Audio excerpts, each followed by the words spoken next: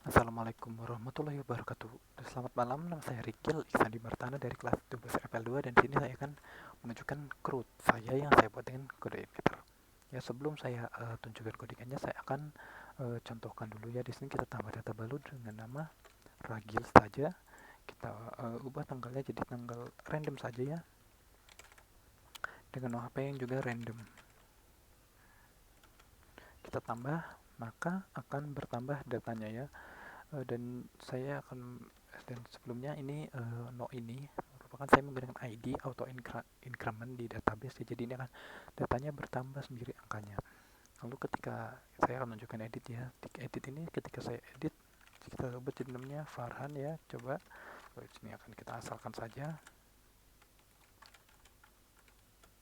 nomor telepon juga sama, kita asalkan saja, kita update. Nah, maka data ini akan berubah. Dan ini juga klik batalnya berguna untuk membatalkan ketika kita tidak ingin menjadi ketika kita tidak jadi mengedit. Lalu kita klik delete sini, maka datanya akan terhapus di database ya. Oke, kalau gitu saya akan tunjukkan database-nya dulu. Di database ini saya menggunakan namanya dbname dengan tabelnya table name, lalu isinya seperti ini ya. Di tabelnya ada ID, nama, tanggal lahir, dan no HP ya.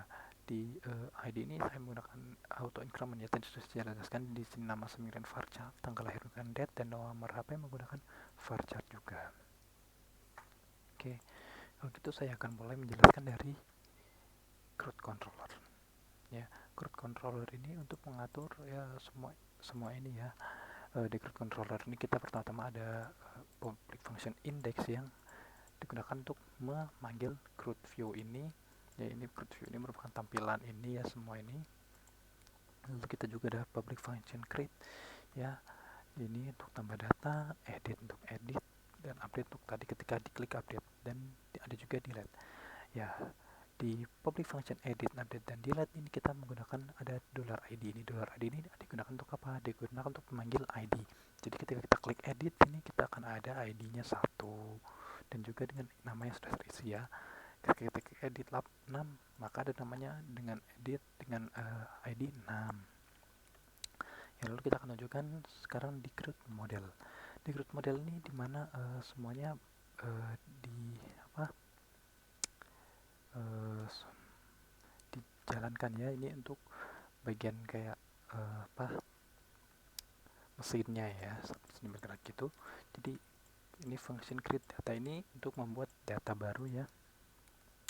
Nama, tanggal lahir ini di sini kita isi name-nya nama. Di database juga sama dengan nama. Jadi agar memudahkan lebih baik disamakan saja ya di sini dan sini.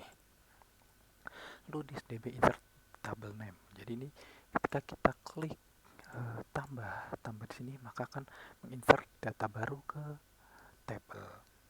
Nah, lalu ini function get all data ini untuk CRUD-nya ini untuk read ya, untuk read. Jadi kita akan ini namanya untuk memanggil, untuk mengecek apa saja yang ada di table itu, lalu kita akan tampilkan semuanya di sini.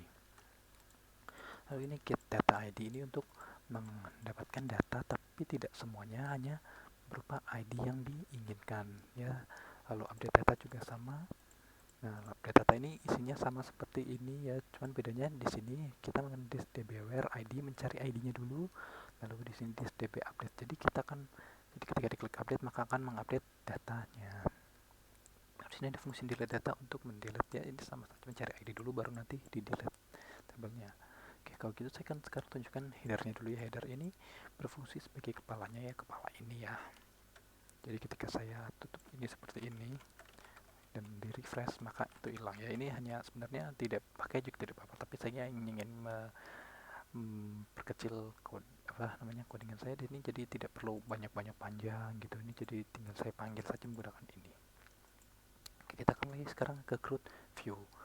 CRUD view ini saya menggunakan modal ya. Modal ini ada di Bootstrap ya. Jadi saya copy dari Bootstrap lalu saya tampil paste di sini dan saya ubah beberapa saja.